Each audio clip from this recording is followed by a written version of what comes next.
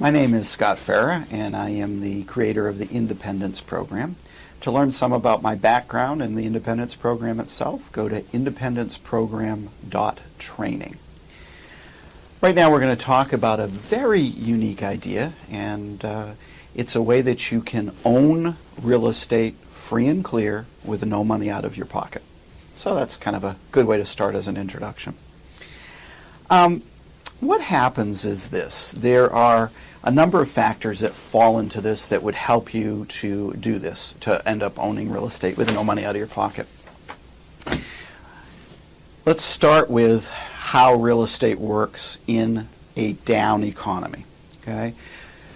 So what happens is, if we're in a down economy, people don't pay their real estate taxes.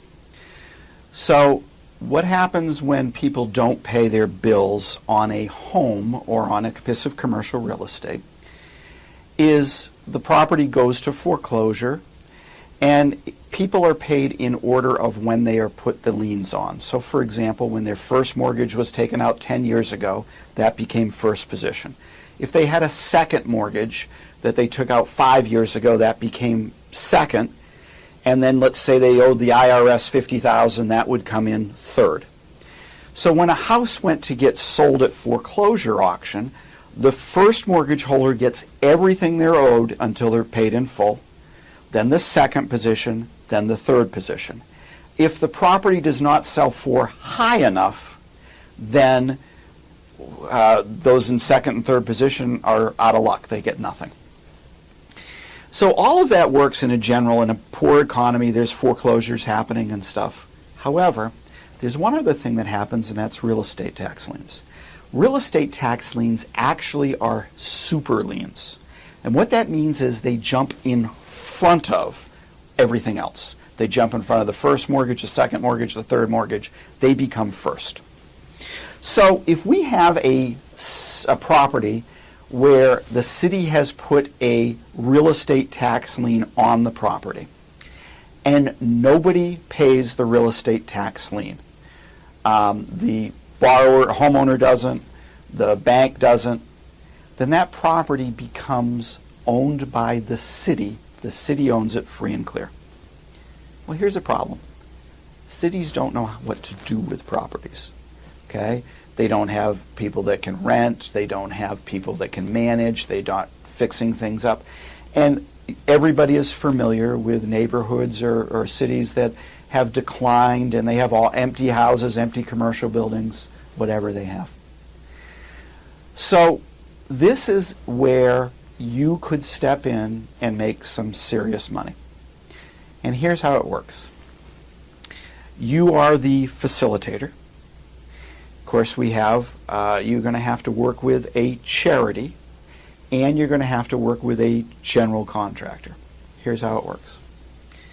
You go to a charity and you say, I would like to represent you, and we will get some properties donated to the charity from the city, and then we will fix them up and sell them, and you as the charity get to keep some of the property, so it's a benefit to you, and you can use the money to support your food pantry or homeless shelter, whatever charity it is. So a very simplistic example is this. There are 3 houses that the city has foreclosed on. Each of those houses, upon being fixed up, would be worth $100,000. You as the facilitator go and talk with a general contractor and have them come out, and to fix up those 3 properties is $20,000 each. So you make a deal with the general contractor. You, Mr. General Contractor, fix up all 3 of these properties, and your compensation is one of the properties. Okay? So the general contractor did $60,000 worth of work, and he now has a house that's worth $100,000 that he owns free and clear.